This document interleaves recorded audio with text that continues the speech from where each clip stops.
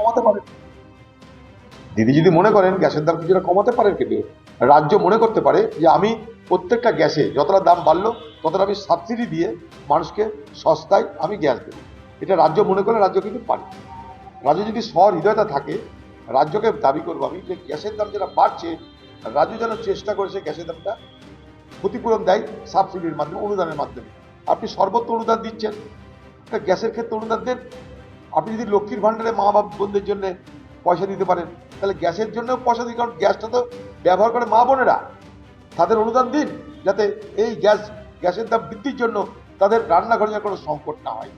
আমি বাংলার মুখ্যমন্ত্রীর কাছে দাবি করবো, এটা কেন্দ্রের কাছে দাবি করবোই, রাজ্যের মুখ্যমন্ত্রীর কাছে দাবি করবো।